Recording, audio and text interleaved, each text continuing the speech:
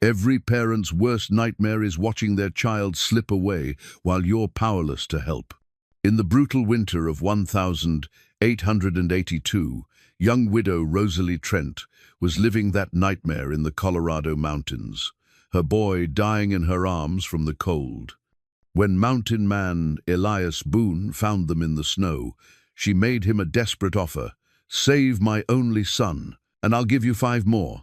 She meant her 5 younger brothers trapped somewhere in the frozen wilderness. Elias had survived 42 winters by trusting no one. The smart thing was to keep walking. Winter in the high country showed no mercy, and countless travelers had already frozen to death in these mountains. But something in that dying boy's eyes reminded him of his own lost child. Against every survival instinct, he made a choice that would change both their lives forever. Could one grizzled mountain man really save an entire family from the deadliest blizzard the territory had ever seen? Before we jump back in, tell us where you're tuning in from, and if this story touches you, make sure you're subscribed, because tomorrow I've saved something extra special for you. The Colorado Territory in winter was a place that tested a man's resolve down to his very bones. Elias Boone had learned this truth over 2 decades of solitary survival in the high country, where the peaks scraped against heaven and the valleys held death in their shadows. At 42, his weathered hands moved with practiced precision as he secured his pack, each motion honed by countless mornings, just like this one.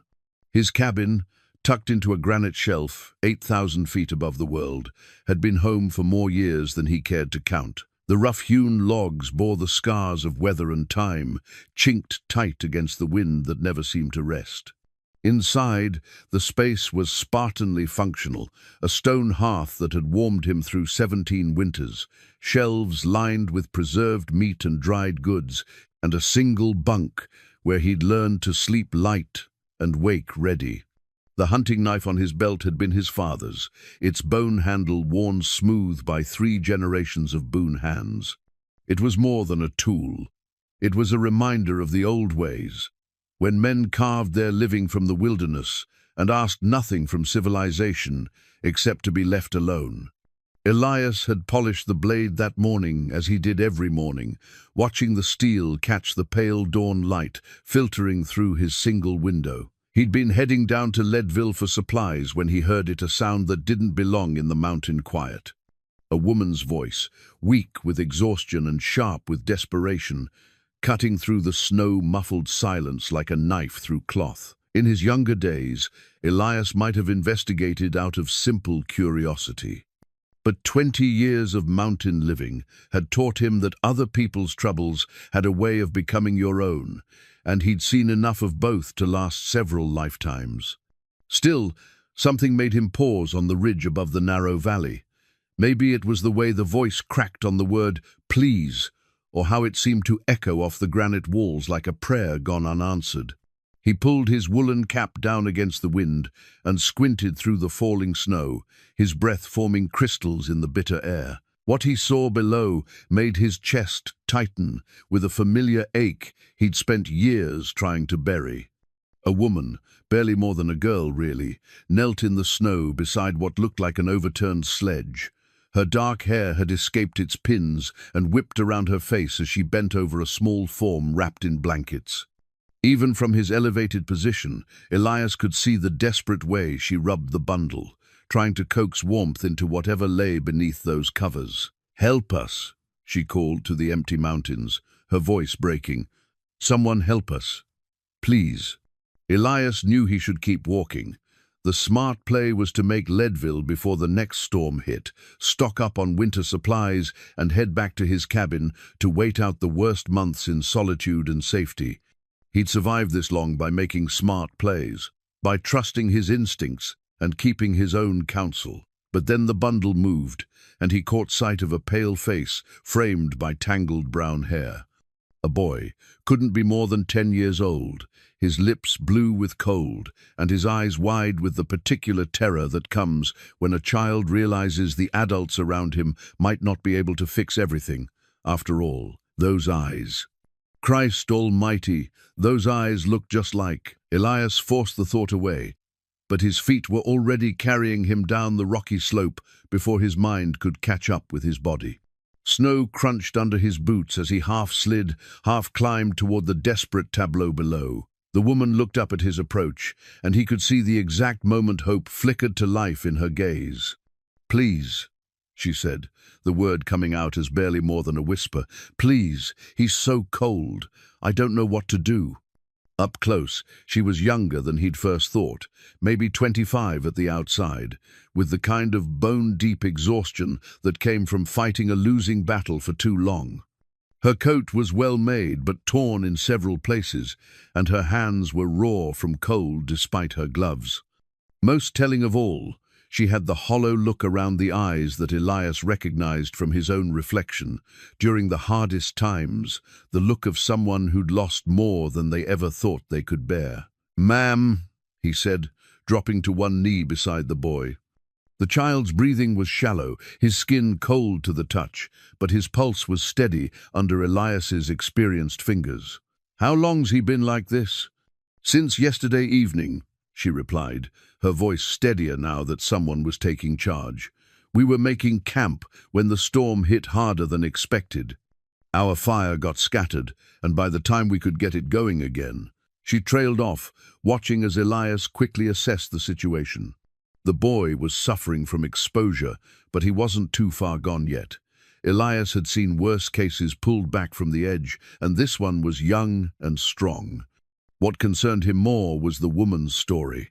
Nobody traveled alone in this country, especially not a woman with a child. "Where's the rest of your party?" he asked, already working to rewrap the boy in his own dry blanket. The woman's face crumpled, and for a moment, Elias thought she might break down entirely. Instead, she drew in a shaking breath and met his eyes directly. "My brothers," she said, "5 of them. They were with our wagon, maybe 10 miles east of here when this storm caught us. We got separated when our mule spooked, and Charlie here," she touched the boy's forehead gently. "Charlie and I ended up in a ravine with the sledge. I tried to get back to them, but the snow came down so hard I couldn't see 10 feet ahead." Elias processed this information with the practiced efficiency of a man who'd learned to think 3 moves ahead in a country that punished slow decisions. 5 men trapped in a wagon during a blizzard could mean anything from a minor inconvenience to a death sentence, depending on their supplies and experience. Add in the fact that this storm showed no signs of letting up, and those odds got considerably worse. "Save my only son," the woman continued, her voice gaining strength as she spoke, "and I'll give you 5 more. That's the bargain I'm offering, mister." "Boone," Elias replied automatically. "Elias Boone." "Rosalie Trent," she said, extending a hand that shook only slightly. "And this is Charlie."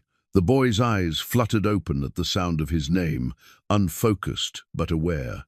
When his gaze found Elias's face, the mountain man felt something shift in his chest, a crack in the careful walls he'd built around his heart over the past 5 years. "Mrs. Trent," he began, but she shook her head. "It's Miss Trent now," she said quietly. "Has been for 8 months.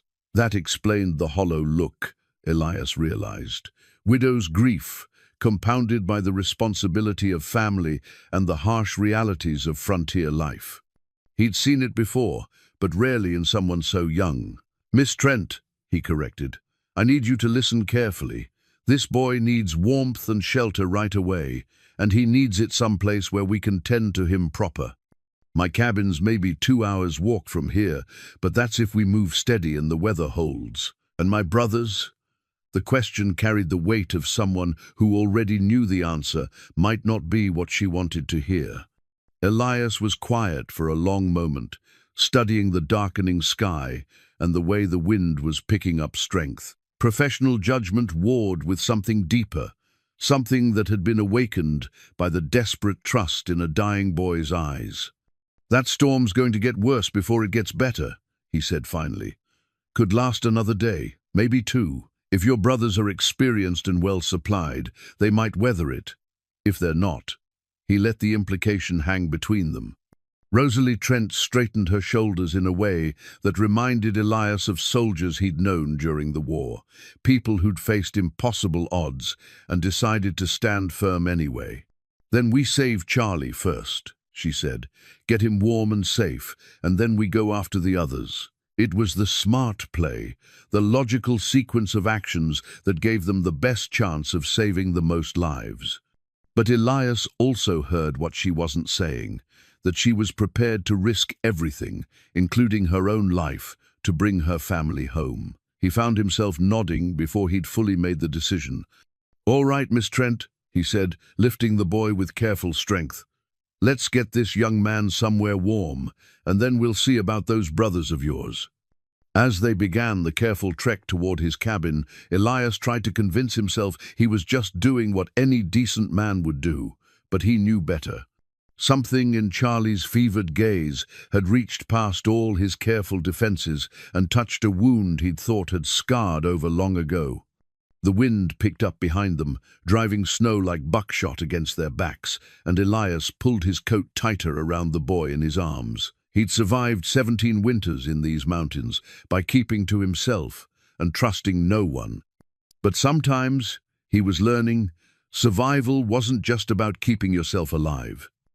Elias's cabin felt like a sanctuary after the brutal cold of the mountain trail.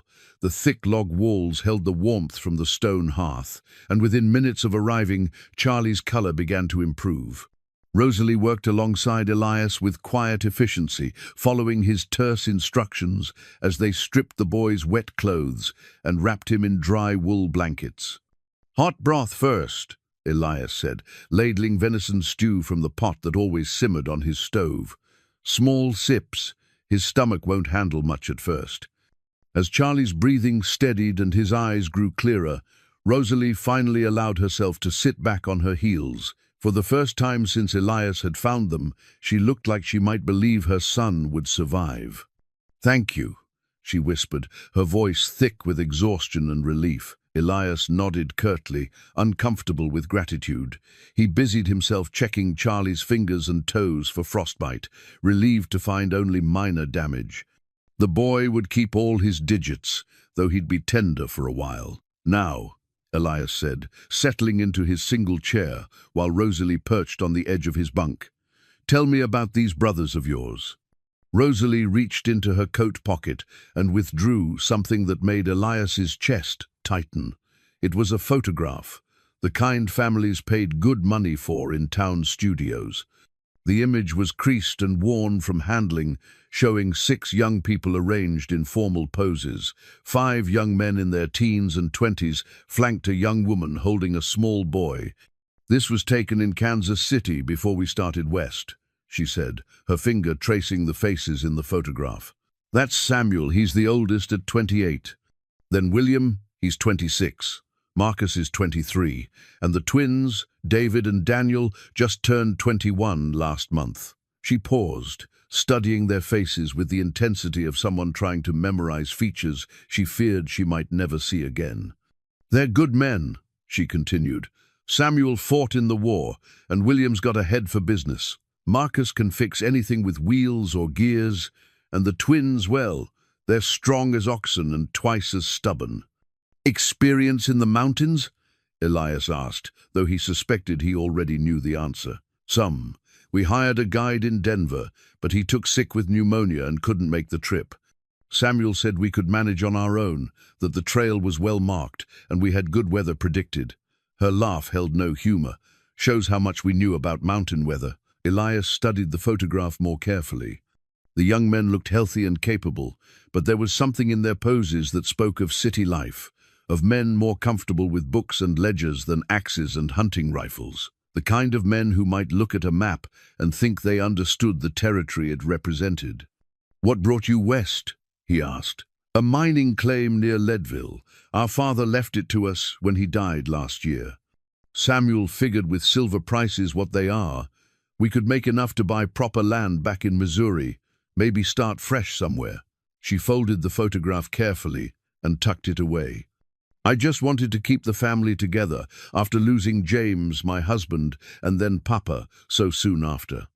The story was a familiar one to Elias.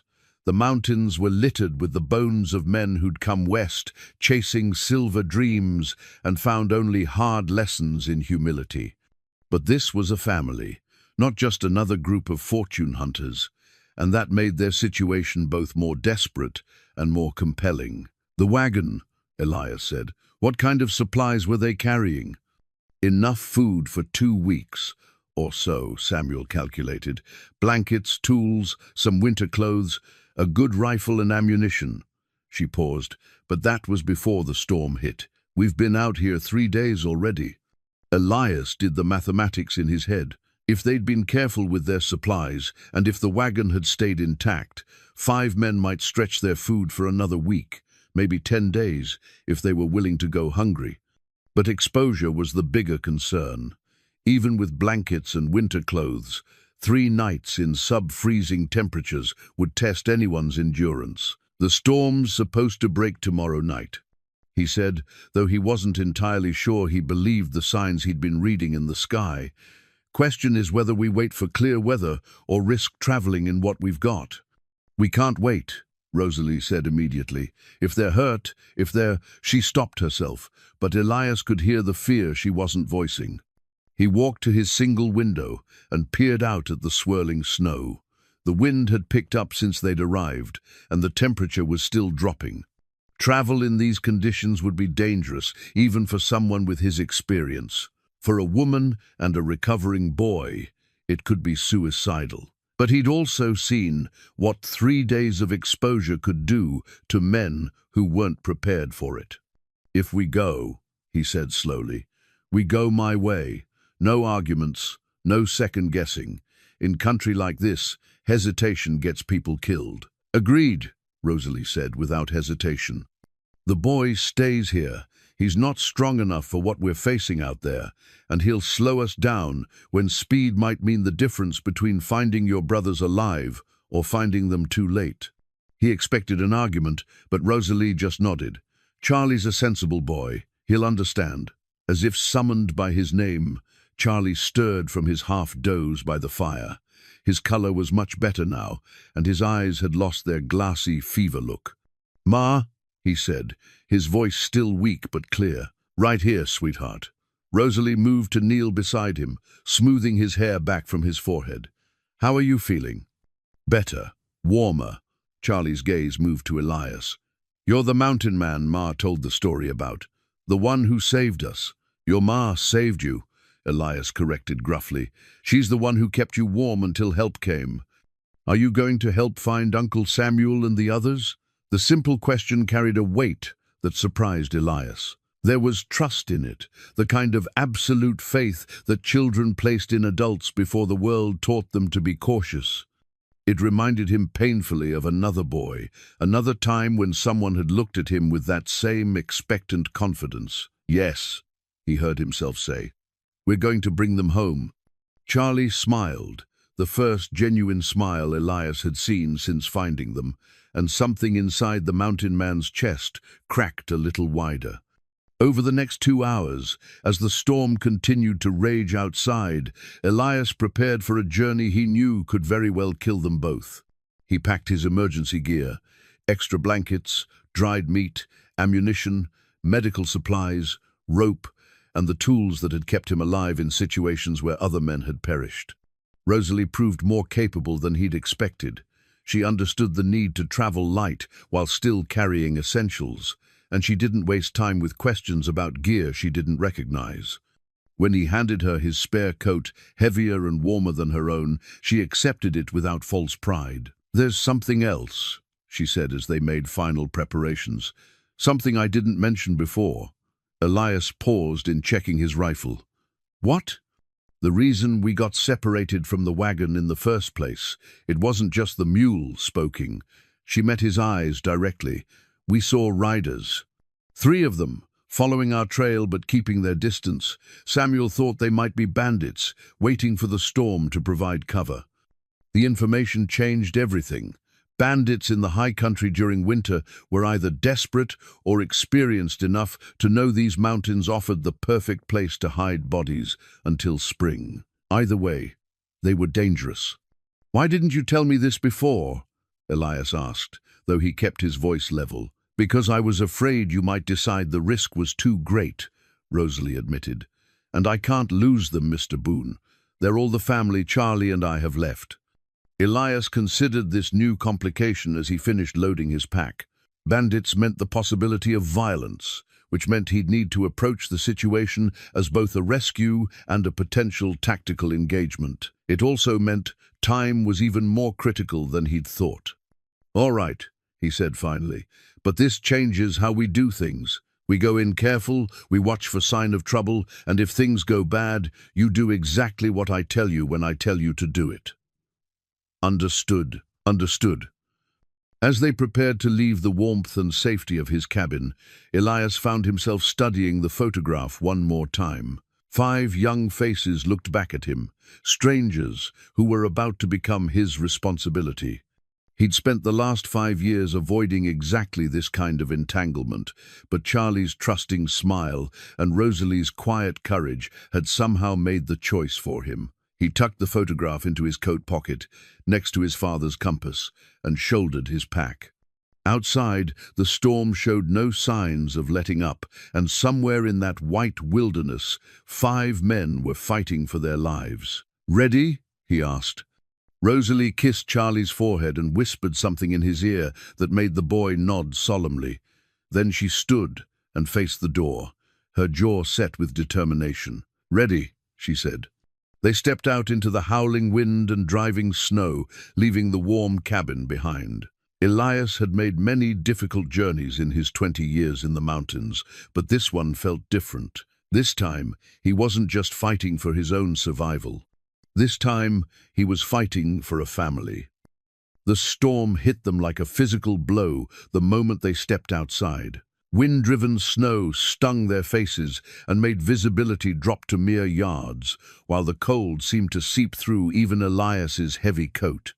Rosalie gasped at the intensity, but she kept pace as he led them down the treacherous slope away from his cabin. "Stay close," Elias called over the wind, his voice barely audible even though she was only a few feet behind him. "Step where I step, and if you lose sight of me, call out immediately." They moved slowly, methodically, Elias testing each foothold before committing his weight. The snow was deeper than he'd expected, nearly knee-deep in places, and beneath it lay patches of ice that could send an unwary traveler tumbling down the mountainside. After an hour of careful progress, they'd covered maybe 2 miles. "We need shelter," Elias announced, scanning the landscape for familiar landmarks. The storm had transformed the familiar terrain into an alien landscape of white shapes and shadows. "There's a cave system about a half-mile east. We'll hole up there until this passes."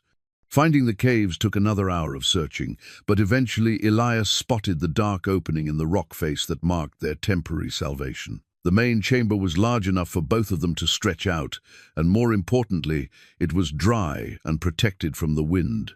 "First lesson of mountain survival," Elias said as they settled into the cave. "Never fight weather you can't win against. Sometimes the brave thing to do is wait."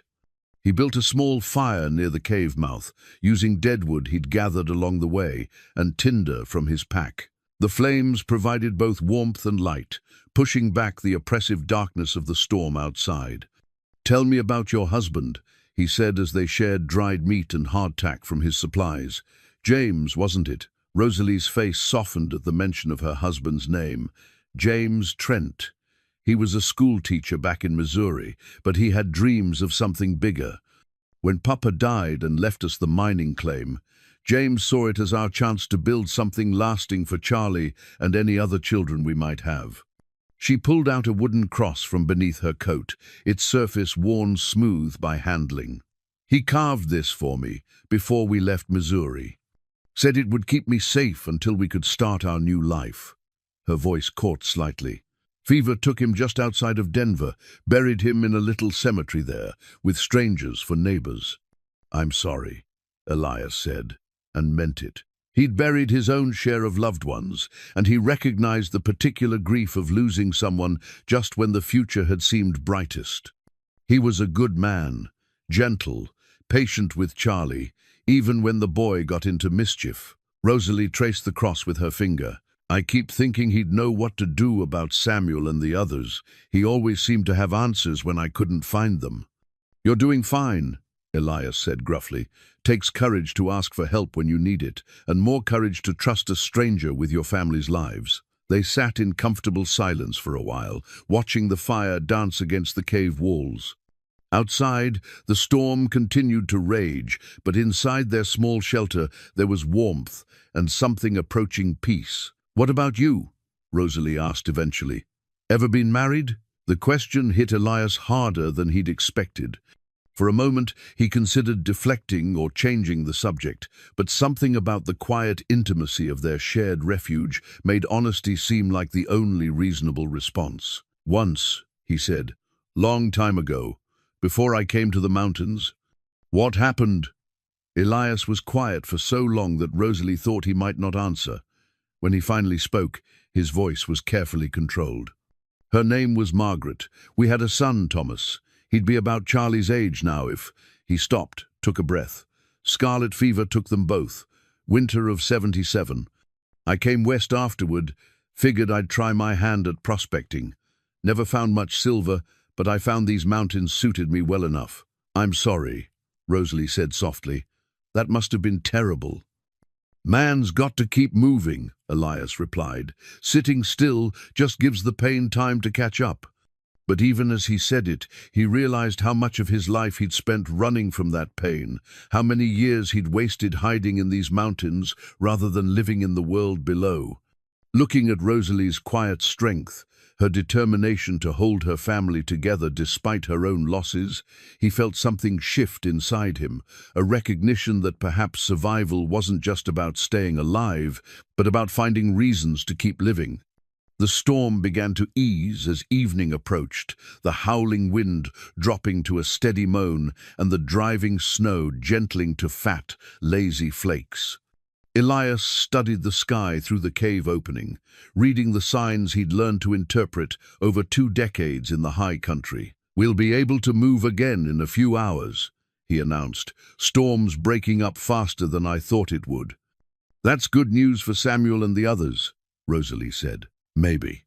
Depends on whether they found decent shelter and whether those riders you mentioned decided to wait out the weather or push through it."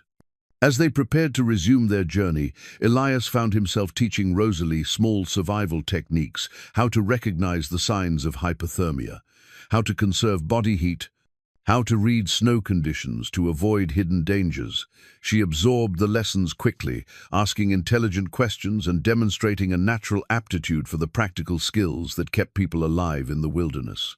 "You're a quick learner," he observed, as she successfully demonstrated the proper way to secure gear for travel in deep snow. "I've had to be. When James died, I realized I couldn't rely on other people to take care of my family. Had to learn to take care of myself first." There was no self-pity in her voice, just a matter-of-fact acceptance of necessity. Elias found himself respecting her more with each passing hour. By full dark, the storm had moved on, leaving behind a landscape transformed by fresh snow. The moon emerged from behind, dissipating clouds, providing enough light to make travel possible, though still treacherous. "We move careful," Elias warned as they left the cave. "Snow's fresh and deep, and we don't know what's underneath. But we need to make up time if we're going to reach your brothers before—" He let the sentence hang unfinished, but they both understood the urgency. The going was slow but steady. Elias broke trail through the knee-deep snow, while Rosalie followed in his footsteps, both of them breathing hard in the thin mountain air. Every few hundred yards, Elias would stop to check his bearings and listen for any sounds that might indicate they weren't alone in the wilderness. "How much further?" Rosalie asked during one of these stops. "Hard to say in these conditions. Maybe 6 miles, maybe 8. Depends on whether the landmarks I'm looking for are still visible under all this snow, and whether we're heading in the right direction." "We are," Elias said with more confidence than he felt. In weather like this, even experienced mountain men could lose their way, and a mistake in navigation could mean the difference between finding survivors and finding bodies. But as they crested a ridge and looked down into the valley beyond, Elias felt a surge of relief. There, barely visible in the moonlight, was the dark line of a frozen creek that he recognized. They were on course, and if his memory served, the area where Rosalie described losing contact with the wagon was less than 3 miles ahead. "We're close," he told her. "Another few hours and we should reach the area where you got separated. And then we start looking for sign, wagon tracks, footprints, anything that tells us which way they went after the storm hit." As they descended into the valley, Elias found himself hoping they'd find the brothers alive and well, huddled around a warm fire and wondering when rescue would come. But his experience in these mountains had taught him that hope was a luxury that could get you killed if you relied on it too heavily. Better to expect the worst and be pleasantly surprised than to expect the best and walk unprepared into disaster. Still, as he watched Rosalie navigate the treacherous terrain with growing confidence, he allowed himself to believe that maybe, just maybe, this rescue mission might have a happy ending after all.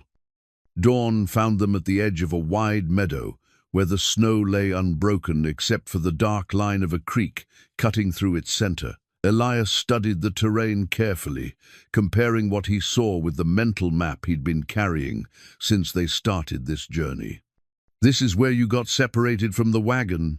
he asked. Rosalie looked around, trying to match the snow-covered landscape with her memories of 3 days ago. "I think so. Yes, there's that distinctive rock formation." She pointed to a cluster of granite outcroppings on the far side of the meadow. "The wagon was headed toward those rocks when our mule spooked." Elias knelt and began examining the snow, looking for any sign of the passage Rosalie described. The fresh snowfall had covered most traces, but here and there he could make out depressions that might once have been wheel ruts or hoof prints. "Ground's too churned up to read much," he said after a thorough examination. "But I can see where something heavy moved through here, maybe 2 days ago." Working together, they followed the faint trail toward the rock formations. It was slow, painstaking work, with Elias checking and rechecking signs, while Rosalie helped spot inconsistencies in the snow cover that might indicate human passage. "There," Rosalie said suddenly, pointing to a spot near the base of the largest rock outcropping. "That's not natural." Elias followed her gaze and felt his pulse quicken. Protruding from the snow was a piece of wood, part of a wagon wheel. By the look of it, as they approached, more debris became visible. Scattered supplies, a broken harness, and the unmistakable signs of a camp that had been hastily abandoned. "They were here," Elias confirmed, kneeling to examine the remains more closely. "Made camp in the shelter of these rocks, probably trying to wait out the storm. But where are they now?" Elias didn't answer immediately. He was studying something that made his jaw tighten, scuff marks in the snow that spoke of struggle and dark stains that could have been blood. When he looked up, his expression was grim. "They left in a hurry," he said carefully. "Question is whether they left on their own or whether they had help."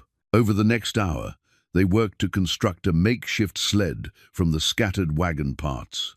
Elias's practical knowledge combined with Rosalie's quick intelligence to create something that could carry their essential supplies while allowing them to move faster through the deep snow. "Ingenious," Rosalie said as they tested the sled's stability. "I never would have thought to use the wheel rim as a runner." "You learn to make do with what you have out here," Elias replied, but there was satisfaction in his voice at her praise. "Your brothers would have had the same materials to work with. If they're smart, they're traveling light and moving fast." "Samuel's smart," Rosalie said with quiet confidence. "He may not know these mountains, but he knows how to think through problems." As they prepared to follow the trail leading away from the abandoned camp, Elias found himself studying Rosalie with growing respect. She'd adapted to the harsh conditions with remarkable resilience, and her calm competence in helping construct the sled demonstrated a practical intelligence that would serve them well in the challenges ahead. "You're not what I expected when I first found you in the snow," he said. "What did you expect? Someone who'd need carrying more than helping?" He shouldered his pack and began pulling the sled. I was wrong. The trail led northeast, following the frozen creek through a series of narrow valleys. The going was easier with the sled, though still demanding in the thin air and deep snow. They moved in companionable silence, each lost in their own thoughts but working together with an efficiency that suggested a partnership born of shared purpose. "Tell me about these brothers of yours," Elias said as they stopped for a brief rest near midday. "What are they like as people, not just names and ages?" Rosalie smiled, and for the first time since he'd known her, the expression reached her eyes. "Samuel's the serious one, always worried about doing the right thing, taking care of everyone. He was barely 18 when Papa died the first time consumption, back in '74, and he stepped right into the role of head of the family." "Papa died twice?" Elias asked with raised eyebrows. "The consumption nearly killed him when Samuel was 18, but he recovered, lived another 6 years before his heart finally gave out." Rosalie's expression grew fond. "Samuel never quite stopped thinking he was responsible for everyone's welfare, even after Papa got better. And the others? William's the charmer.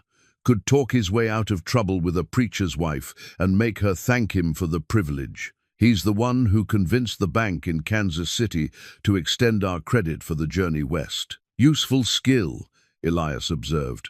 "Marcus is the practical one. Give him a broken anything and he'll figure out how to fix it. The twins, well, they're good boys, but they think with their hearts more than their heads. David once tried to tame a wild Mustang because he felt sorry for it. How'd that work out?"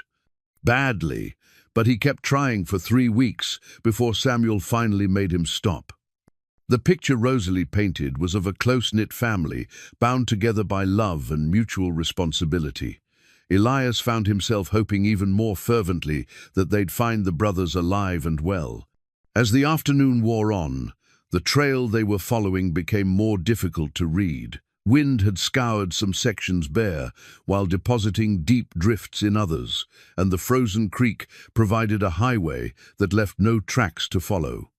"We're losing the trail," Elias admitted during another rest stop. "But we know they came this way?" "For a while, yes. But somewhere up ahead they either left the creek or stopped himself before voicing the darker possibilities." "Or what?" Rosalie's voice was steady, but Elias could hear the tension underneath. "Or they ran into those riders you mentioned, or the cold got to them, or any of a dozen other things that can go wrong in country like this." Rosalie was quiet for a moment, processing this information. When she spoke again, her voice carried a determination that reminded Elias of soldiers he'd known during the war, people who'd faced overwhelming odds and decided to fight anyway. "Then we keep looking," she said simply. "We keep looking until we find them, or until we know for certain what happened to them. That could take days, weeks even. Then that's how long it takes." Elias studied her face, seeing in it the same stubborn courage that had kept her alive in the snow with her dying son. It was the kind of courage that could inspire others to impossible acts of heroism, or that could get them all killed if it wasn't tempered with practical wisdom. "All right," he said finally. "We keep looking, but we do it smart. We search in a pattern. We don't waste time checking the same ground twice, and if we find sign of those riders, we approach very carefully." "Agreed." As they resumed their journey, following the creek into increasingly rugged terrain, Elias found himself thinking about the strange turn his life had taken. 3 days ago, he'd been a solitary mountain man with no concerns beyond his own survival. Now he was committed to a rescue mission that could very well cost him his life, and he was doing it for people he'd never met. But when he glanced at Rosalie, pulling the sled with quiet determination, he realized he'd never felt more purposeful. For the first time in 5 years, he was part of something larger than his own isolated existence. The trail ahead disappeared around a bend in the creek, and somewhere beyond that bend, 5 men were either waiting for rescue or beyond the reach of any earthly help. "Ready?" he asked. "Ready," Rosalie replied. They rounded the bend together, the sled cutting a smooth line through the snow behind them, their breath forming clouds in the thin mountain air. Whatever they found ahead, they would face it as partners in this desperate gamble against time and the merciless indifference of the high country winter. The sound that stopped them was so faint that Elias almost dismissed it as wind through the pines. But something made him hold up his hand, signaling Rosalie to freeze where she stood. They waited in absolute silence, ears straining against the mountain quiet. There it was again, a rhythmic thudding, like an axe biting into wood. "Someone's cutting timber," Elias whispered, his voice barely audible even in the still air. Hope flared in Rosalie's eyes, but Elias's expression remained cautious. Whoever was making that sound could be her brothers, but it could just as easily be the riders she'd mentioned, or other travelers entirely. In country like this, assumptions could be fatal. They moved forward with extreme care, abandoning the sled to avoid the noise it made sliding through snow. The sound grew louder as they approached a stand of pine trees that formed a natural windbreak at the base of a steep cliff face. Elias motioned for Rosalie to stay back while he crept closer, using the trees for cover. What he saw when he reached a position with a clear view made his heart sink even as it answered their most pressing question. 3 men were indeed cutting wood, but they were working with the desperate efficiency of people fighting for their lives. Even from a distance, Elias could see they were younger than he'd expected, and their clothes marked them as city men rather than experienced outdoorsmen. One of them moved with a pronounced limp, and another had his left arm bound close to his body in a makeshift sling. But it was what lay beside their small fire that told the real story of what had happened. 2 still forms wrapped in blankets, neither one moving despite the noise and activity around them. Elias crept back to where Rosalie waited, his mind racing through the tactical situation. 3 men alive, 2 apparently dead or dying, all of them in various stages of exposure and exhaustion. No sign of the riders, but that could mean anything. "It's them," he told Rosalie quietly. 3 of them are alive, working to keep a fire going. The other 2, are they? Rosalie's voice caught. "I don't know. They're not moving, but that doesn't necessarily mean the worst. Could be unconscious, could be conserving strength." Elias tried to keep his voice neutral, but he'd seen enough battlefield casualties to recognize the stillness of death. "I have to go to them," Rosalie said, starting forward. Elias caught her arm gently but firmly. "Not yet. We go in careful, in case this is a trap, or in case those riders are still around. Elias, those are my brothers. And if we get ourselves killed trying to help them, nobody benefits." His voice was patient but unyielding. "We do this right." It took another 20 minutes of careful observation before Elias was satisfied that the camp contained only Rosalie's brothers and no hidden threats. The 3 working men were clearly exhausted, moving with the mechanical persistence of people who'd pushed themselves beyond normal endurance. Their movements showed none of the alertness that would suggest they were watching for threats. "All right," Elias said finally, "but we go in slow and announce ourselves clearly. Desperate men have been known to shoot first and ask questions later." They approached the camp openly, Elias calling out when they were still 50 yards away. "Hello, the fire! We're friends, looking for the Trent family." The effect was immediate and dramatic. All 3 men spun toward the sound of his voice, and Elias saw the oldest one, Samuel, by his build and bearing raise a rifle with hands that shook from more than just cold. "Stay back," Samuel called, his voice hoarse but determined. "We don't want any trouble." "Samuel," Rosalie's voice cut through the tension like a blade. "Samuel, it's me. It's Rosalie." The rifle lowered slowly, and Elias saw the exact moment when recognition dawned on Samuel's face.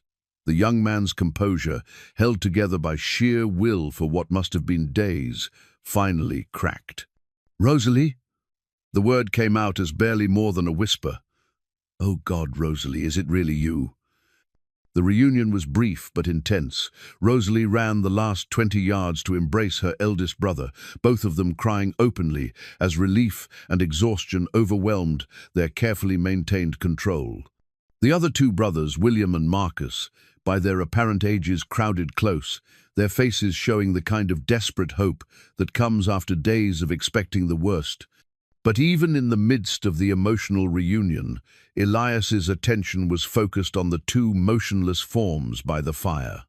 He approached them with the clinical detachment of someone who'd seen too much death to be shocked by it, but hoping desperately to be wrong about what he'd observed from a distance. The first man, one of the twins, judging by his youthful face, was breathing, but shallowly and with the irregular rhythm that suggested severe hypothermia. His lips were blue, and his skin had the waxy pallor that meant his body was shutting down non-essential functions to preserve core temperature. The second man was beyond help. The other twin, by his identical features, had succumbed sometime during the night. His body was cold to the touch, and rigor mortis was already beginning to set in. "Samuel," Elias called quietly, interrupting the family reunion, "I need to talk to you." Something in his tone made the older Trent brother approach with obvious dread. When Elias gestured toward the two forms by the fire, Samuel's face went grey. "Daniel died about 2 hours ago," Samuel said, his voice carefully controlled. "David's been unconscious since yesterday evening. We've been taking turns trying to keep him warm, but—" His voice broke. "We don't know what else to do." Elias knelt beside David and began a quick but thorough examination. The young man's pulse was weak but present, and his breathing, while shallow, was regular. Most importantly, his core temperature, while dangerously low, hadn't dropped to the point of no return. "He's got a chance," Elias announced, beginning to unwrap the inadequate blankets that had been the brothers' only defense against the cold. "But we need to get his body temperature up gradually. Too fast, and we could stop his heart." Working with practiced efficiency, Elias began the delicate process of treating severe hypothermia. He sent William to gather specific types of wood for the fire, while instructing Marcus on how to prepare warm but not hot liquids. Samuel, meanwhile, helped Elias strip David's wet clothes and wrap him in dry blankets from their packs. "What happened to you out here?" Elias asked as they worked. "Those riders," Rosalie mentioned, Samuel replied grimly. "They caught up to us the first night after the storm hit, wanted our supplies, our money, everything we had." "You fought them?" "Had to. They made it clear they weren't planning to leave witnesses." Samuel's jaw tightened. "Marcus took a bullet in the shoulder, and I think I cracked some ribs when one of them knocked me down. But we managed to drive them off." "At what cost?" "Lost most of our supplies. Food, blankets, medicine. They scattered everything when they ran." Samuel looked at his unconscious brother with haunted eyes. "We've been trying to keep warm with what we could salvage, but it hasn't been enough." Elias processed this information while continuing to work on David. The situation was worse than he'd initially thought. Not only were they dealing with exposure and injury, but the brothers had lost most of their survival gear to the bandits. "The riders," he said. "Any idea which direction they went?" "North, I think. But that was 2 days ago, and with all this fresh snow." Samuel shrugged helplessly. Rosalie had been listening to this exchange while holding William's uninjured hand. Her face showed the strain of learning that her worst fears had been partially realized. One brother dead, another dying, and the family under attack by armed men. "We need to get David somewhere warm," she said quietly, "somewhere he can recover properly." "Agreed," Elias said, "but moving him in his condition is risky. Shock him too much and we could lose him." From her coat, Rosalie pulled out the silver locket she'd been carrying.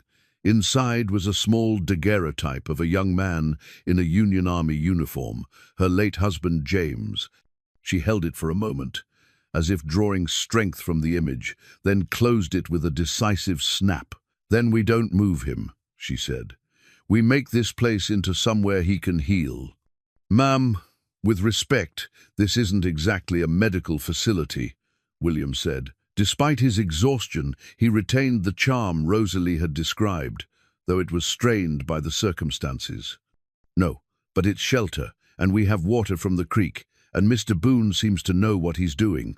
Rosalie looked at Elias with a trust that both humbled and terrified him. How long would David need to recover enough to travel? Elias considered the question carefully.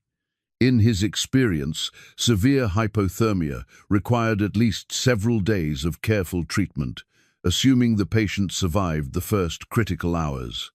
A week minimum, he said, maybe longer, depending on how his body responds. Then we have a week to make this work. Over the next several hours, they transformed the makeshift camp into something approaching a medical station. Using techniques learned from years of solitary survival, Elias showed the others how to construct better windbreaks, how to bank a fire for maximum heat with minimum fuel consumption, and how to create insulated sleeping areas that would retain body warmth. Marcus proved invaluable despite his injured shoulder, his mechanical aptitude translating surprisingly well to wilderness engineering. William, meanwhile, demonstrated an unexpected talent for organization, coordinating their limited resources with the efficiency of someone accustomed to managing complex problems. As evening approached and David showed signs of improvement, his breathing deepened and his color began to return. The group gathered around the fire for their first real conversation since the reunion. "I need to ask," Rosalie said quietly, "about Daniel." Samuel's face tightened, but he met her eyes directly. It was the cold. He just couldn't fight it anymore. Went to sleep last night and never woke up. He didn't suffer, William added quickly, just got quieter and quieter, and then he stopped, unable to finish. They sat in silence for a moment, each lost in grief for the young man who would never see Missouri again. Finally, Elias spoke. "We'll need to bury him proper when this is over," he said. "For now, the cold will preserve." He stopped, seeing the pain on their faces. "I'm sorry. I know that sounds harsh." "No," Samuel said firmly. "You're being practical. Daniel would understand." As the fire crackled and the mountain wind whispered through the pines, Elias found himself studying this family that had endured so much and yet held together through tragedy and hardship. There was something in their quiet strength that reminded him of values he'd thought lost forever: loyalty, sacrifice, the bonds that made life worth living even when death seemed easier. "Tomorrow," he said, "we need to talk about those riders. If they're still in the area, we need to be prepared." "You think they'll come back?" Marcus asked. "Desperate men in winter might try anything, and if they're experienced in these mountains, they might know this is one of the few places to find shelter for miles around." The possibility cast a shadow over their small circle of warmth and safety, but nobody suggested abandoning their position. David needed time to heal, and Daniel deserved better than to be left for the wolves. Whatever came next, they would face it together. The attack came just before dawn, when the fire had burned low and the camp lay wrapped in the deceptive peace of early morning. Elias had been taking the watch, his father's worn compass in his hand as he checked their position and planned the day's activities. The compass had guided 3 generations of Boone men through difficult terrain, and holding it always helped him think clearly about direction, both literal and moral. The first sign of trouble was the absolute silence. No bird calls, no rustle of small animals in the underbrush, no natural sounds at all. In his 20 years in the mountains, Elias had learned to read such silences like other men read newspapers. He moved quietly to where Samuel slept, touching the young man's shoulder just firmly enough to wake him without startling him. Samuel's eyes opened immediately, alert despite his exhaustion. "Company coming," Elias whispered. "Wake the others. Quiet." Within minutes, the camp was awake and ready, though David remained unconscious by the fire. They'd discussed this possibility the night before, and everyone knew their roles.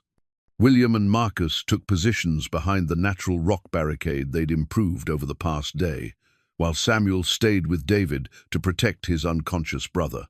Rosalie, despite Elias's protests, had insisted on taking an active role in any fight. She now crouched behind a fallen log with the spare rifle, her hands steady despite the circumstances. The riders appeared through the trees like ghosts, 3 men on horseback, moving with the careful precision of people who'd done this before. They were bundled in heavy coats and furs, their faces hidden behind scarves, but their weapons were clearly visible and ready for use. "Hello, the camp," the lead rider called out, his voice carrying the false heartiness of a confidence man. "We're looking for some folks who might have passed this way." Elias recognized the tactic: establish communication, get the targets talking, then move in when their guard was down. He'd seen it used during the war, and he'd seen what happened to people who fell for it. "This is a peaceful camp," Samuel called back, following the plan they'd discussed. "We don't want any trouble." "No trouble at all, friend. Just wondering if you've seen a group of men, maybe 5 or 6 of them, traveling with a wagon. They've got something that belongs to us." The lie was smoothly delivered, but Elias could see through it easily enough. These were the same men who'd attacked the brothers before, now trying a different approach to finish what they'd started. "Can't say we have," Samuel replied. "We're just travelers, trying to get through the mountains before the next storm." The lead rider nudged his horse a few steps closer to the camp, his companions spreading out to flank the position. It was a subtle movement, but Elias recognized it as the beginning of an assault formation. "Mind if we water our horses at your creek?" the man asked. "Been a long, cold ride." "Help yourselves," Samuel said, but Elias could hear the tension in his voice. What happened next unfolded with the terrible clarity that comes in moments of extreme danger. The lead rider dismounted and approached the fire, his hand resting casually on his pistol. His eyes swept the camp, taking in the defensive positions, the number of weapons visible, the location of each person. When his gaze fell on David's unconscious form, his expression changed slightly. Elias saw the exact moment when the bandit realized this was the same group he'd attacked before. "Well, I'll be damned," the man said, his false friendliness dropping away like a discarded mask. "Fancy meeting you boys again." The fight erupted with sudden, brutal violence. The lead bandit drew his pistol while simultaneously lunging toward David, clearly intending to use the unconscious man as a hostage. Samuel threw himself between them, taking a bullet in the leg but managing to tackle the attacker before he could reach his brother. The other 2 bandits spurred their horses toward the camp, firing as they came. William's rifle barked from behind the rocks, and one of the riders tumbled from his saddle with a cry of pain and rage. Marcus, despite his injured shoulder, managed to get off a shot that spooked the second horse, sending its rider scrambling for cover behind a tree. Elias moved with the deadly efficiency of a man who'd survived more than his share of violent encounters. His rifle took the dismounted bandit in the chest, just as the man was bringing his weapon to bear on Samuel. The shot echoed off the surrounding cliffs like thunder. But it was Rosalie who ended the fight. While the remaining bandit worked to control his spooked horse and return fire, she moved around the flank with the patience of a hunter. When she finally pulled the trigger, her shot took the man cleanly from his saddle. The sudden silence that followed was broken only by Samuel's labored breathing and the nervous whickering of the riderless horses. "Everyone all right?" Elias called out, already moving to check on the casualties. "Samuel's hit," William reported, kneeling beside his older brother. "Leg wound, but it doesn't look too bad." "I'm fine," Samuel insisted through gritted teeth, though his face was pale with pain and shock. Elias quickly examined the wound, while Rosalie and Marcus secured the bandit weapons and checked the bodies. The bullet had passed through the meat of Samuel's thigh without hitting bone or major blood vessels, painful and debilitating, but not life-threatening if kept clean. "You'll live," Elias told him, "but you're not walking anywhere for a while." "That makes 2 of us laid up," Samuel said, glancing toward David with concern. 3 horses, though," Marcus pointed out, "and whatever supplies these men were carrying." The bandits' saddlebags yielded a mixed bounty, some food, ammunition, and medical supplies that had clearly been stolen from other travelers. More importantly, they contained maps of the local area and what appeared to be a list of isolated homesteads and cabins. They weren't just random thieves, Elias realized as he studied the papers. This was organized. They've been working this territory systematically. "Preying on people trying to get through the mountains before winter," William said with disgust. Well, they won't be preying on anyone else, Rosalie said quietly. She was cleaning her rifle with steady hands, but Elias could see the cost of what she'd done in her eyes. You did what you had to do, he told her. They would have killed us all if they could. I know, she replied. Doesn't make it easier. As they tended to their wounded and dealt with the aftermath of the attack, Elias found himself thinking about the strange turns his life had taken. A week ago, he'd been a solitary mountain man with no concerns beyond his own survival. Now, he was part of something larger, a family bound together by shared hardship and mutual dependence. That evening, as they sat around the fire with their wounded brothers recovering nearby, the conversation turned to the future.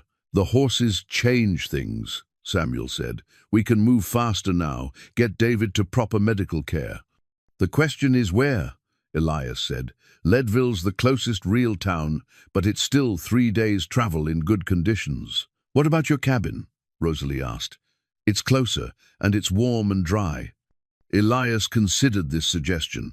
His cabin could accommodate them all, though it would be crowded. And there was something appealing about the idea of having this family in his home, of hearing voices and laughter in a place that had known only silence for so many years. It could work, he admitted, at least until David's strong enough for the journey to town. And after that? William asked. The question hung in the air between them, loaded with implications none of them were quite ready to address directly. What happened after David recovered? Did they continue to their mining claim? Did they return to Missouri? Did this strange partnership they'd forged in crisis survive the return to normal life? Elias found his gaze drawn to Rosalie, who was gently checking David's pulse while humming a soft tune under her breath. The sight stirred something in his chest that he'd thought buried forever, a longing for connection, for family, for a life that meant more than mere survival. We'll figure that out when we come to it, he said finally. But as the fire burned down and the family settled in for the night, Elias couldn't shake the feeling that they'd already crossed a line from which there would be no return. Whatever the future held, it would be different from the solitary existence he'd known before. His father's compass pointed steadily north toward his cabin and whatever lay beyond. But for the first time in years, Elias found himself less concerned with the direction they were traveling than with the people he was traveling alongside. They found the blood the next morning. Elias was checking the bandits' horses for soundness when he noticed the dark stains on one of the saddles, too much blood to have come from yesterday's fight and too old to be fresh. When he examined the stains more closely, he found something that made his blood run cold. Strands of hair that were distinctly female, and a torn piece of blue fabric that looked like it had come from a woman's dress. "Samuel," he called quietly, his voice carefully controlled. "I need you to look at something." Despite his wounded leg, Samuel hobbled over to examine Elias's discovery. The older Trent brother's face went pale as he realized the implications. "There are other people out there," Samuel said quietly. "Other victims. Recent ones, by the look of it," Elias confirmed. "This blood is maybe 2-3 days old at most." They were interrupted by a call from Marcus, who had been scouting the area around their camp. "Elias, you need to see this." Following Marcus's voice, they found him standing beside a cluster of pine trees about 100 yards from their camp. At first glance, the scene looked unremarkable, just another patch of forest floor covered with snow. But Marcus had brushed away some of the white covering to reveal what lay beneath. Personal belongings were scattered across the ground: a child's wooden doll, a man's pocket watch, several items of women's clothing, and a blood-stained bandana that had clearly been used to bind wounds. The items were partially buried, as if someone had tried to hide them quickly and inadequately. "A family," Rosalie said, her voice barely above a whisper as she knelt to examine the doll. "They killed an entire family." Elias studied the scene with growing unease. The scattered belongings told a story of violence and desperation, but there was something about the arrangement that bothered him. The items were too neatly scattered, too obviously placed to be completely natural. "This doesn't feel right," he said finally. "It's like someone wanted these things to be found." "What do you mean?" William asked. "Look at the pattern. The blood, the torn clothing, the child's toy, right where someone would be sure to see it." Elias walked carefully around the perimeter of the scattered items. "If you were trying to hide evidence of murder, would you bury it this poorly? And if you didn't care about hiding it, why bury it at all?" Samuel caught on first. "You think this is a trap?" "I think someone very smart is playing a very dangerous game," Elias replied. "Question is who and what they want." The answer came sooner than expected. "That would be me," said a voice from the trees behind them. They spun to find themselves facing a woman of perhaps 30 years, her rifle trained steadily on their group. She was dressed in men's clothing, heavy boots, woolen pants, and a thick coat, but there was no mistaking her gender or the steely determination in her eyes. "Easy now," she continued, her voice carrying a slight accent that Elias couldn't immediately place. "No sudden movements, and nobody needs to get hurt." "Ma'am," Samuel said carefully, his hands visible and empty, "we don't want any trouble. We're just travelers trying to get through the mountains."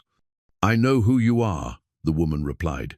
"You're the Trent family from Missouri, and you're traveling with the mountain man Elias Boone. I've been tracking you for 3 days." The specificity of her knowledge sent chills down Elias's spine. This wasn't a chance encounter or a simple robbery attempt. This woman had been hunting them deliberately, with specific purpose. "What do you want?" Rosalie asked, stepping slightly forward despite the rifle aimed in her direction. "Justice," the woman said simply. "My name is Catherine Morrison, and those 3 men you killed yesterday murdered my husband and son 2 weeks ago." The words hit the group like a physical blow. Elias felt his understanding of recent events shift and realign as this new information changed everything he thought he knew. "We didn't know," Samuel said quietly. "We were just defending ourselves." "I know that too," Catherine replied, but her rifle didn't waver. "I've been following those bastards since they left my husband's body in the snow. I saw the whole fight yesterday, watched you kill them, and I'll admit I felt a moment of satisfaction." "Then what?" William started to ask. "The problem," Catherine interrupted, "is that they were working for someone else, someone with enough money and influence to organize a whole network of thieves and killers throughout these mountains. And when that someone learns his men are dead, he's going to want to know who killed them and why." Elias processed this information with growing alarm. An organized criminal network was bad enough, but one with sufficient resources to operate throughout the Colorado Territory suggested connections to more than just mountain bandits. "Who's behind it?" he asked. "Man named Harrison Blackwood. Claims to be a legitimate businessman out of Denver, but he's been using gangs like the one you killed to rob travelers and steal mining claims. My husband found evidence of his operation, and it got him killed." Catherine reached into her coat with her free hand and withdrew a leather portfolio.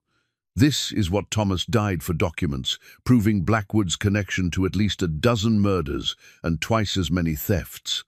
Bank records, correspondence with gang leaders, maps of targeted claims and homesteads." "Why are you telling us this?" Rosalie asked. "Because Blackwood's going to come after you now. Those men were supposed to report back to him, and when they don't, he'll send more people to find out what happened. You killed his operatives, which makes you a threat he can't ignore." The implications of this revelation settled over the group like a lead blanket. They'd thought their troubles were over with the death of the 3 bandits, but instead, they'd apparently made a powerful and ruthless enemy. "How many men does this Blackwood have?" Elias asked. "More than enough. And they're not all mountain trash like the ones you fought. Some of them are professional killers, men who know these mountains as well as you do." "So what do you suggest?" Samuel asked, though his tone suggested he already suspected the answer. "We work together," Catherine said, finally lowering her rifle slightly. "You help me get this evidence to the authorities in Denver, and I'll help you stay alive long enough to see it through." "And if we refuse?" William asked. Catherine's smile was grim. Then you're on your own against one of the most dangerous men in the territory, and I'd give you maybe a week before his people track you down. Elias studied the woman carefully, looking for signs of deception or hidden agenda. But everything about her bearing suggested someone who'd been pushed beyond endurance and was now fighting for something larger than personal survival. "This evidence of yours," he said, "is it genuine?" "My husband was a federal investigator," Catherine replied.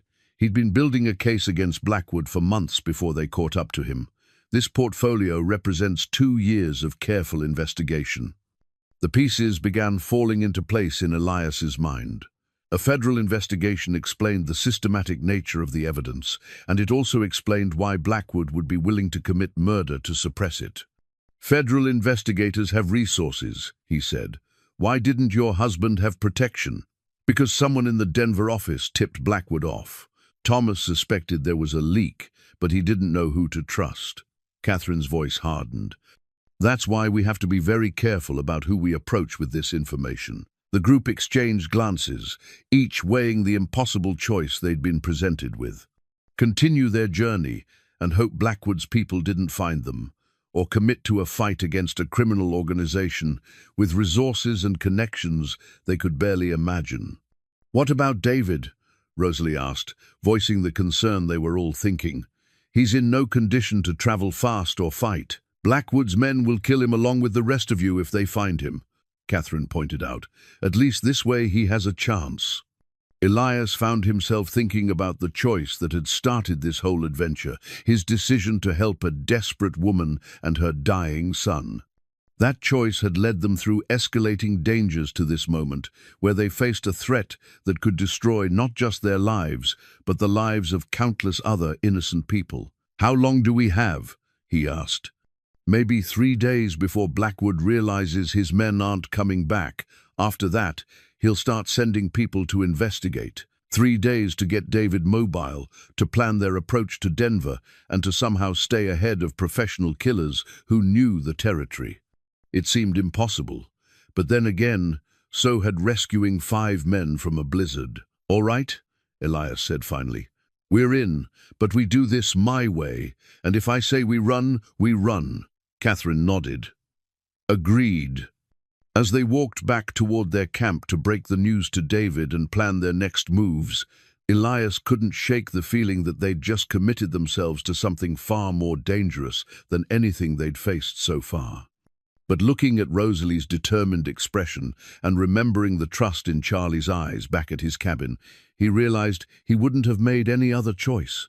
Sometimes doing the right thing meant accepting risks that could get you killed, but the alternative, letting evil men prosper through fear and violence, was no choice at all.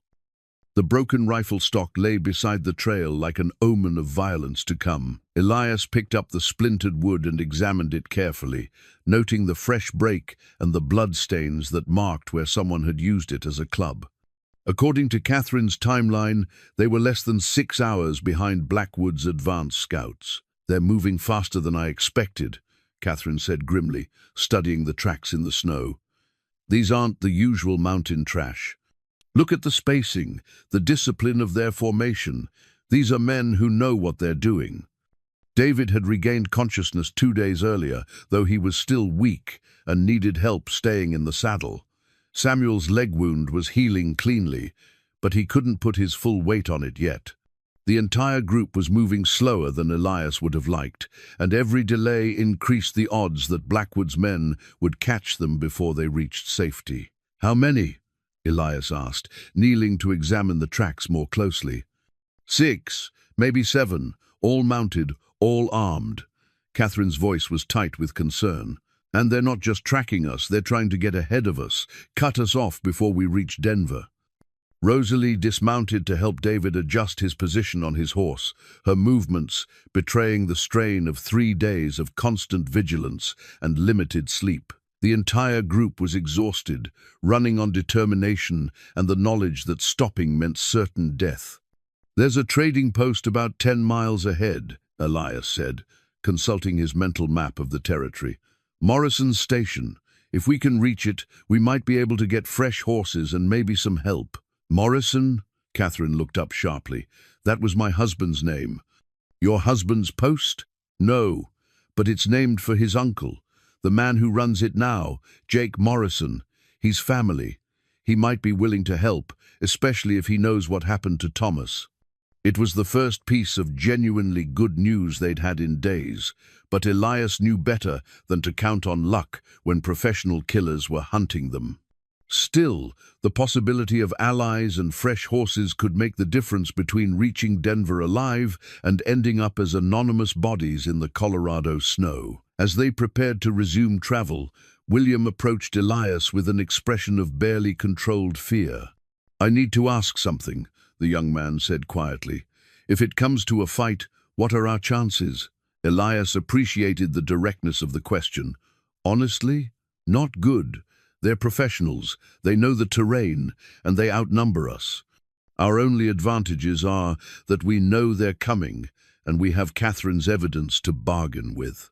And if we can't reach the trading post, then we make our stand wherever we can, and hope we take enough of them with us to make Blackwood think twice about continuing this."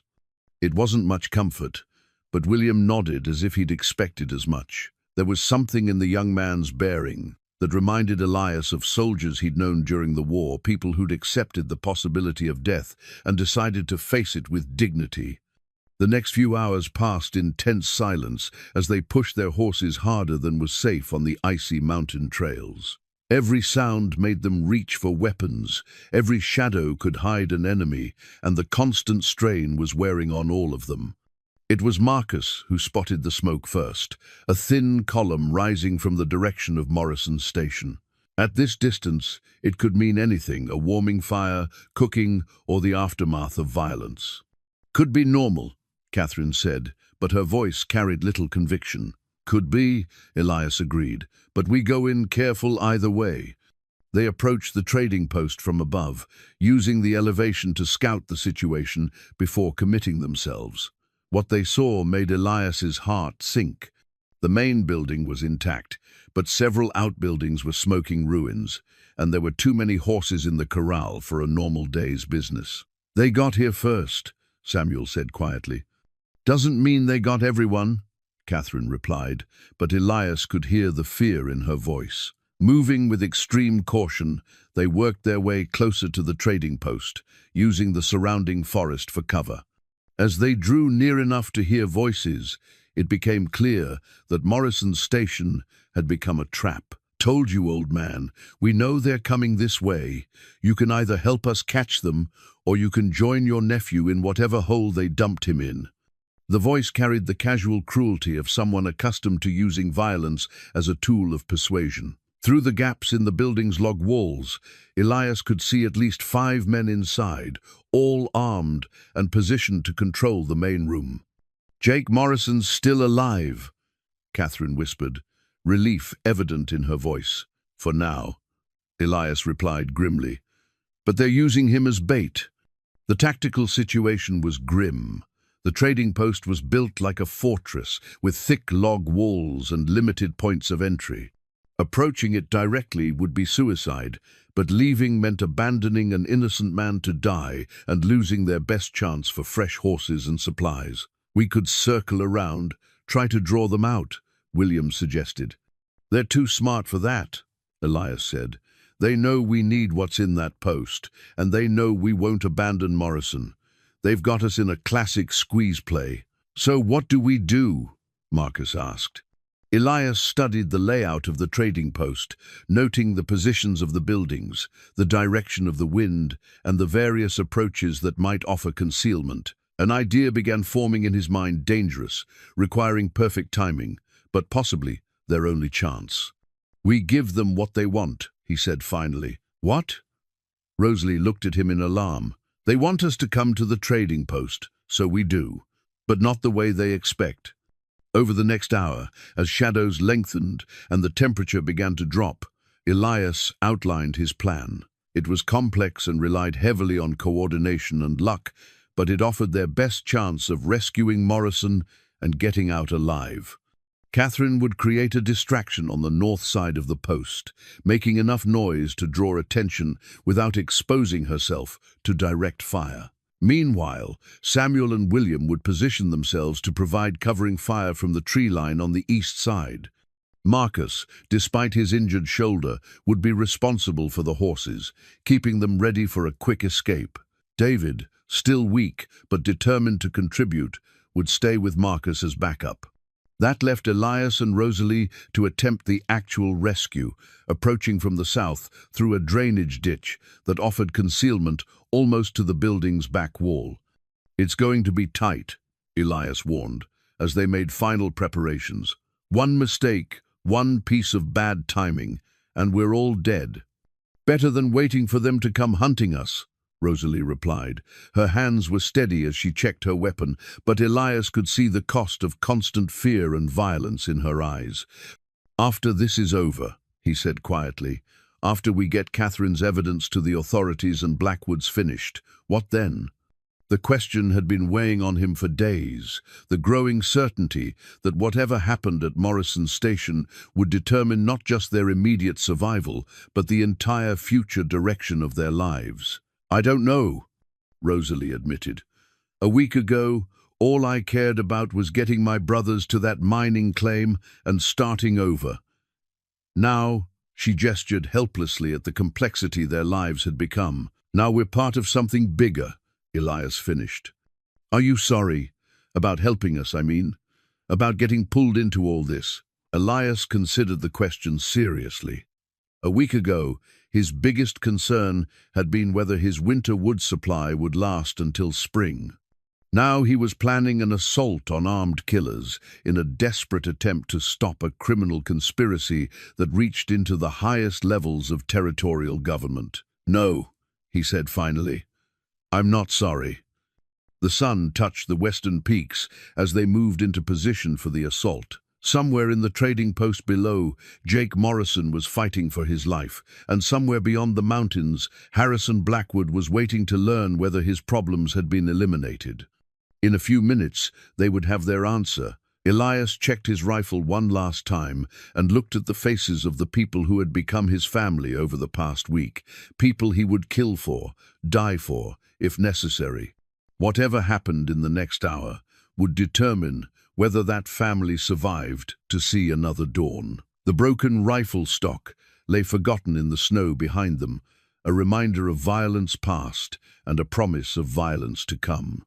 But as Elias began his careful approach through the drainage ditch, his mind was focused not on the danger ahead, but on the trust that bound him to these people and the promise he'd made to keep them safe. Some things were worth fighting for, some things were worth dying for. Tonight, they would learn which category their little family fell into. The first shot shattered the evening quiet like breaking glass. Catherine's rifle spoke from the north tree line, the bullet splintering wood near the trading post's main window. Immediately, the building erupted in shouted orders and the sound of men taking defensive positions. "They're in the trees to the north," someone yelled from inside. "How many?" demanded another voice, cold, professional, clearly the leader. "Can't tell. At least 2, maybe more." Elias counted to 10, giving the bandits time to focus their attention on Catherine's position, then began his approach through the drainage ditch. The frozen mud and dead vegetation provided perfect concealment, but every step had to be carefully placed to avoid noise that might give away their position. Beside him, Rosalie moved with surprising grace for someone who'd learned wilderness skills only days before. Her breathing was controlled, her movements deliberate, and when their eyes met in the dim light, he saw the same grim determination that had carried her through everything they'd faced together. A burning brand lay abandoned near the trading post's back door, evidence of the bandits' hasty preparations when they'd taken the building. Elias picked it up carefully, testing its weight and studying the flame. Fire was both weapon and tool in the wilderness, and right now they needed both. "On my signal," he whispered to Rosalie, gesturing toward the rear entrance. More shots rang out from Catherine's position, answered immediately by rifle fire from the trading post windows. The crossfire was keeping the bandits busy, but Elias knew they wouldn't stay distracted for long. Professional killers adapted quickly to changing situations. There, east tree line. The shout came from inside the building as Samuel and William opened fire from their position. We're surrounded. Like hell we are, came the leader's snarled response. Johnson, take 2 men and flush out whoever's in those trees. Rest of you, keep watch on the other approaches. The sound of boots on wooden floors indicated movement inside. Elias waited until he heard the front door open, then nodded to Rosalie. They moved toward the back of the building in a low crouch, using the sounds of the continuing firefight to mask their approach. The rear door was slightly ajar, probably left that way for quick escape if needed. Through the gap, Elias could see part of the main room and a figure he assumed was Jake Morrison tied to a chair near the central fireplace. 2 armed men stood near the front windows, their attention focused on the tree lines, where Catherine and the Trent brothers were keeping up their diversionary fire. "Now," Elias whispered. They burst through the door simultaneously, Elias throwing the burning brand toward the far end of the room, while Rosalie covered the nearer threats with her rifle. The sudden appearance of flame and motion in their rear caught the bandits completely off guard. One man spun toward them, his pistol half drawn, but Rosalie's shot took him center mass before he could bring his weapon to bear. The second bandit managed to get off a wild shot that splintered the door frame beside Elias's head before the mountain man's rifle answered with deadly precision. "Jake," Elias called to the bound man. "You hurt?" "Not bad," Morrison replied, his voice hoarse but strong, "but there's more of them outside." The sentence was cut off by the crash of the front door being kicked in. 3 men rushed into the room, weapons ready, but they were silhouetted against the lighter exterior and made perfect targets. Elias and Rosalie fired almost simultaneously. 2 of the bandits went down immediately, but the third, the leader, by his bearing and the quality of his weapons, dove behind an overturned table and began returning fire with methodical precision. "You're dead," the man shouted over the gunfire. "All of you. Blackwood's got men all through these mountains, and when we don't report back."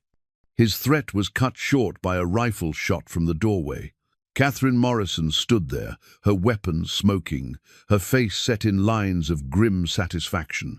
"That's for my husband," she said quietly.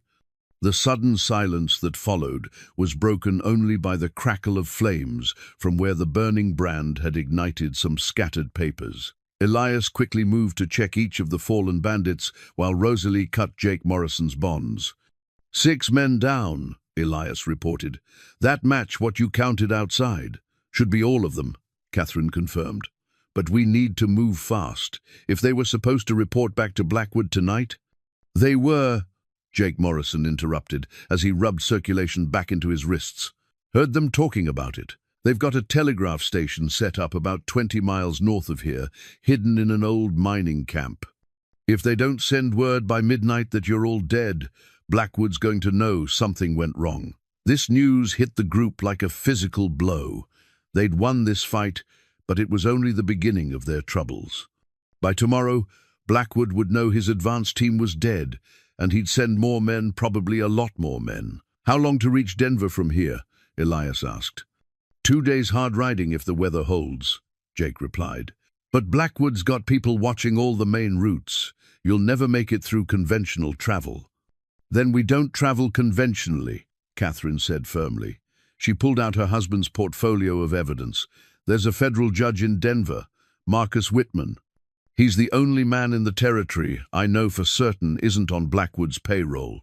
If we can get this evidence to him—" "Big if," Elias pointed out, "especially with professional killers hunting us every mile of the way."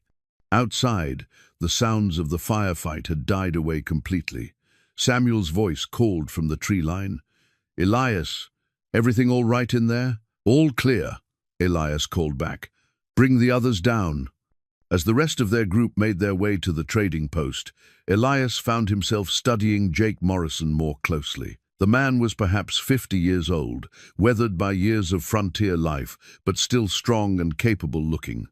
More importantly, there was something in his eyes that suggested he understood exactly what they were up against. "You don't have to get involved in this," Elias told him. We've already brought enough trouble to your door. Those bastards killed my nephew, Jake replied grimly, and they would have killed me too once they were done using me as bait. Far as I'm concerned, this is my fight now. When the full group had assembled inside the trading post, they quickly took stock of their situation. They had fresh horses, adequate supplies, and detailed knowledge of Blackwood's operation, thanks to Catherine's evidence. But they also had wounded men, limited ammunition, and the certainty that their enemy would be mobilizing significant resources to stop them. We've got maybe 8 hours before Blackwood realizes something's wrong, Catherine said, studying her husband's maps. After that, he'll flood these mountains with every gun he can hire.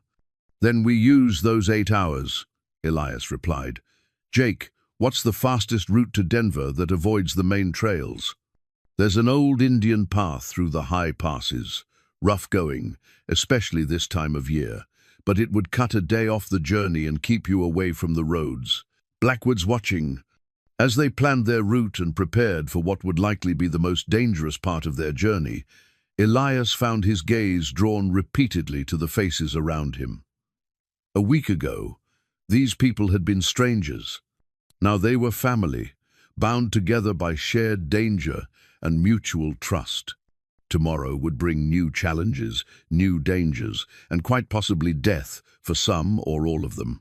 But tonight, for just a few hours, they were safe, and together it would have to be enough.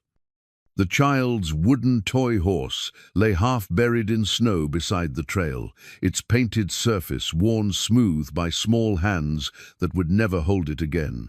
Catherine dismounted to retrieve it, her face grim, as she recognized another piece of evidence from her husband's investigation. The Hendricks family, she said quietly, turning the small toy over in her hands.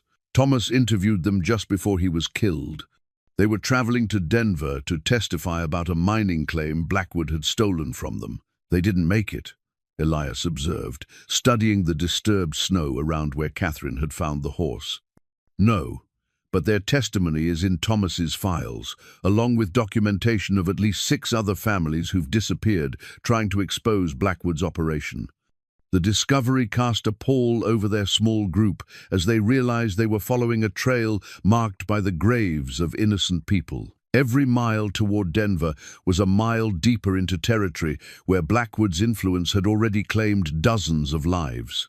They'd been traveling for 3 hours since leaving Morrison's station, following the ancient Indian path that Jake had described. The route was treacherous, narrow ledges carved into cliff faces, steep descents through loose rock, and sections where the trail disappeared entirely under snowdrifts. But it was also completely invisible from the main roads, which made it their best chance of reaching Denver undetected. "Movement ahead," Samuel called softly from his position as advance scout. Elias immediately signaled for the group to take cover among the scattered boulders that lined this section of trail. They'd been expecting pursuit, but not this soon. Blackwood's men were proving more resourceful than anticipated. Through his field glasses, Elias studied the terrain ahead. 2 riders were working their way up the trail from below, moving with the careful precision of professional trackers. Even more concerning, they were following the exact route that Jake had recommended. "Someone talked," Marcus said grimly. "Not necessarily," Catherine replied. "Blackwood's been operating in these mountains for years. He probably knows every trail and hideout between here and Denver. Doesn't matter how they found us," Elias said. "Question is how we deal with them." The tactical situation was complicated by the terrain. The narrow trail offered no room for maneuver, and the steep slopes on either side made flanking movements impossible. They could retreat back the way they'd come, but that would cost them precious time and might drive them into additional pursuit from behind. "I can take them," William offered, checking his rifle. "Get up in those rocks and pick them off when they come around the bend." "Too risky," Elias replied. "Miss with the first shot, and they'll have you pinned down while they call for reinforcements. So what do you suggest?" Elias studied the approaching riders through his glasses, noting their equipment and the way they moved. Something about their approach bothered him. They were being too careful, moving too slowly for men who thought they were closing in on their quarry. "They're not hunting us," he realized suddenly. "They're herding us." "What do you mean?" Rosalie asked. "Look at how they're moving. They're making just enough noise to be detected, staying just far enough back to avoid immediate contact. They want us to know they're there." The implication hit the group simultaneously. If these two riders were deliberately driving them forward, it meant there was something waiting ahead, probably something much worse than two men with rifles. "It's a trap," Samuel said quietly. "The oldest kind," Elias confirmed. "Drive your prey toward a prepared position and let geography do most of the work." Catherine pulled out her husband's map of the area and studied it intently. According to this, the trail narrows considerably, about 2 miles ahead. There's a section called Devil's Gate, where the path goes through a natural choke point between two cliff faces. "Perfect place for an ambush," Marcus observed. "Perfect place if you don't mind your targets knowing it's coming," Elias corrected. "Blackwood's too smart to rely on such an obvious setup." "Then what?" Elias continued studying the approaching riders, looking for clues about their real intentions. Then he saw it. One of the men was carrying something that glinted in the afternoon sunlight. A mirror, most likely, positioned to flash signals to someone ahead of them on the trail. "They're coordinating with a larger force," he announced. "Those signals are updating someone about our position and movement." The realization that they were caught between two enemy forces, possibly outnumbered by a significant margin, should have been demoralizing. Instead, Elias felt a familiar calm settle over him, the same clarity that had kept him alive through the war and 20 years in the mountains. "We don't run," he said decisively. "We fight, but we fight smart." "Against how many?" David asked. Despite his recent ordeal, the young man had insisted on taking an active role in their defense. "Doesn't matter. What matters is that we choose the ground and we choose the timing."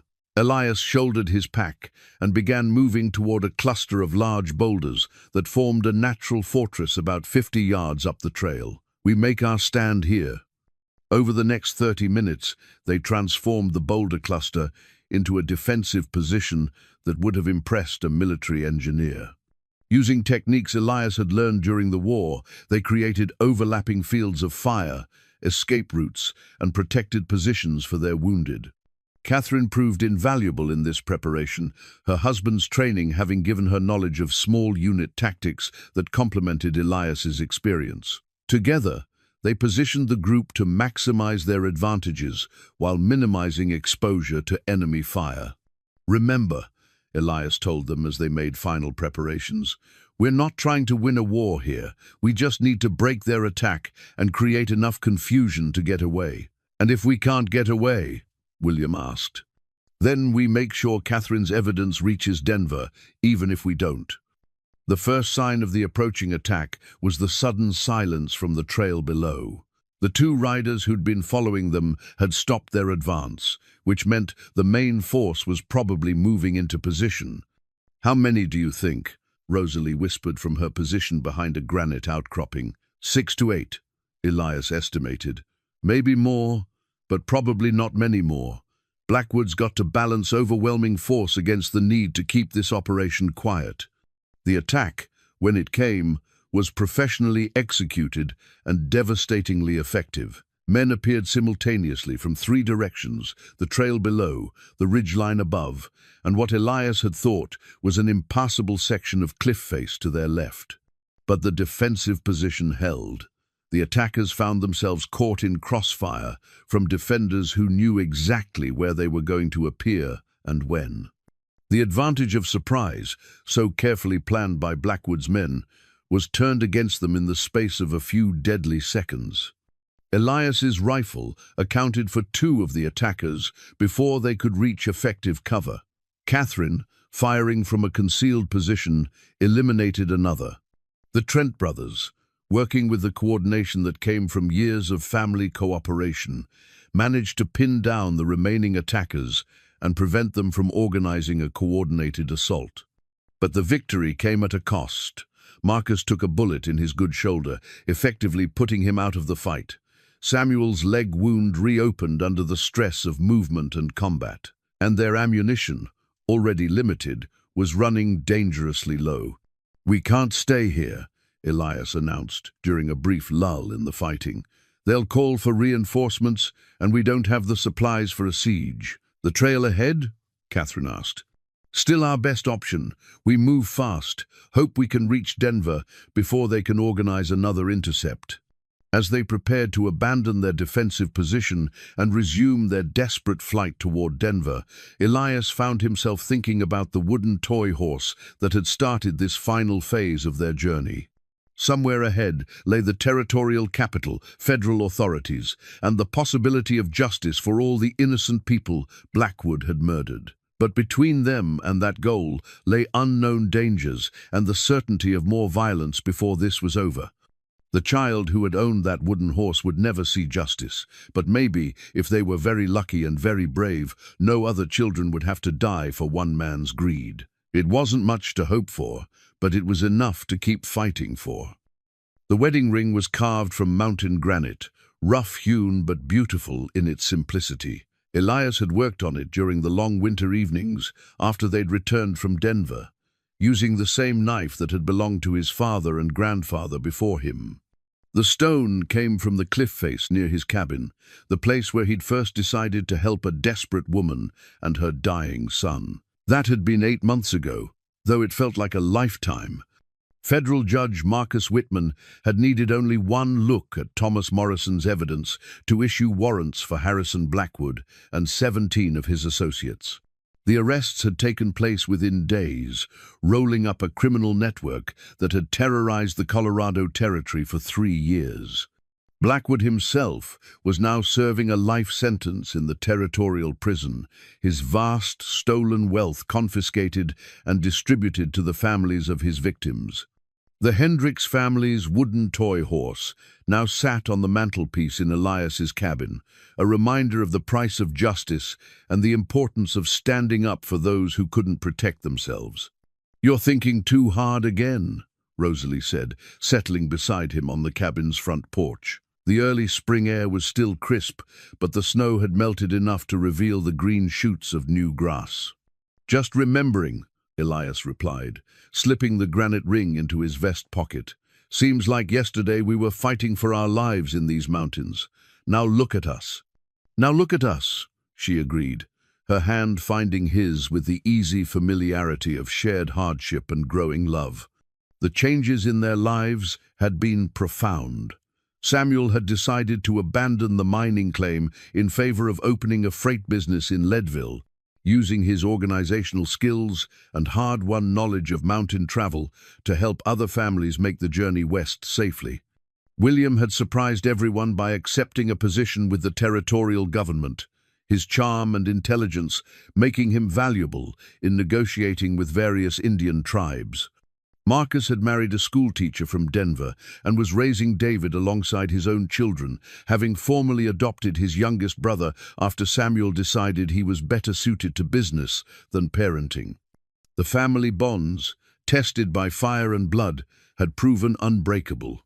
Catherine Morrison had used her husband's federal connections to secure a position as a territorial investigator, continuing Thomas's work of rooting out corruption and protecting honest settlers.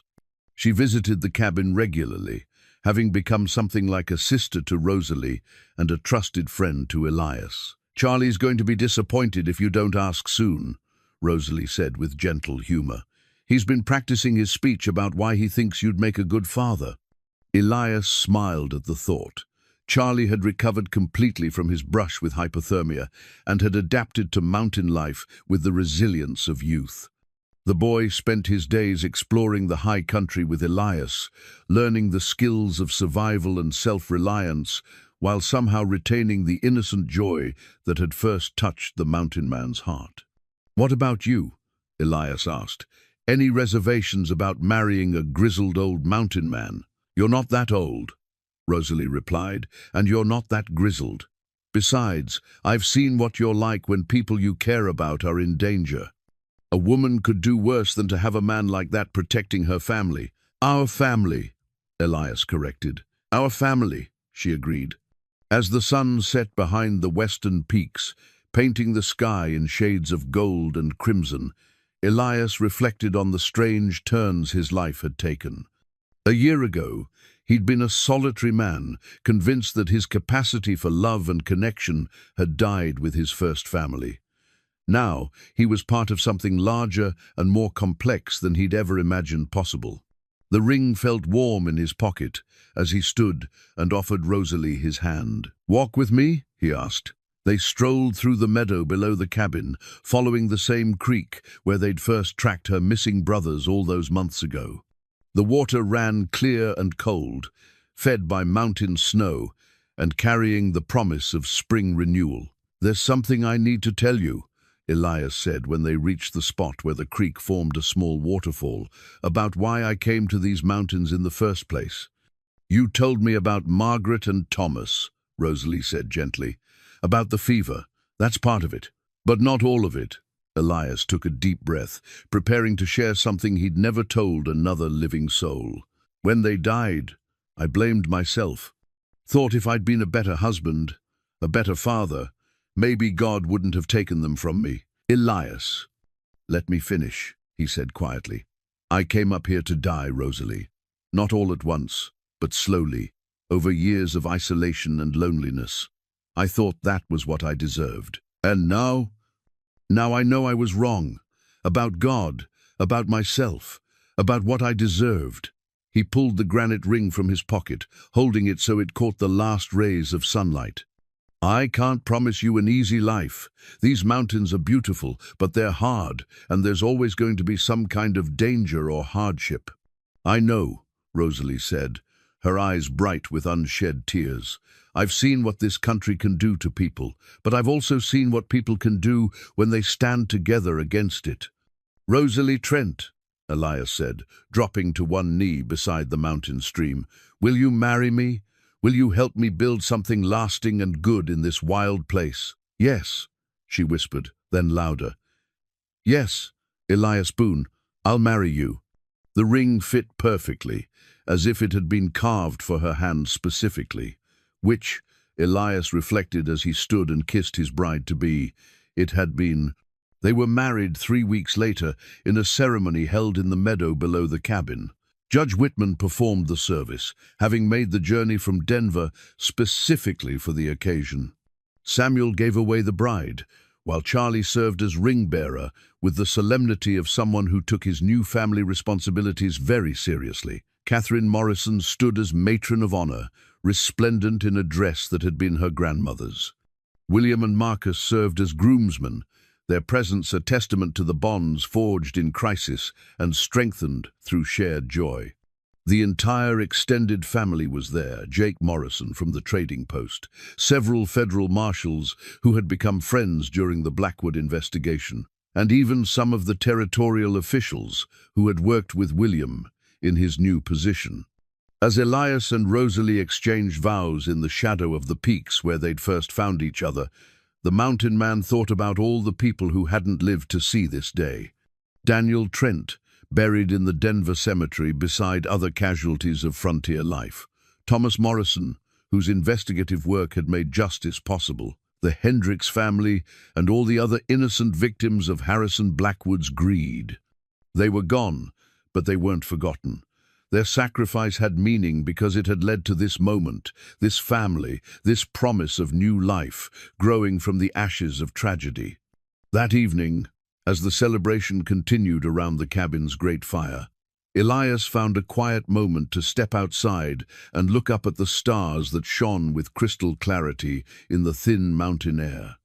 Somewhere up there, he hoped, Margaret and little Thomas were watching and approving of the new chapter he was beginning. He'd come to these mountains to die alone. Instead, he'd learned that sometimes the best way to honor the dead was to choose life, to choose love, to choose the difficult but rewarding work of building something worth leaving behind.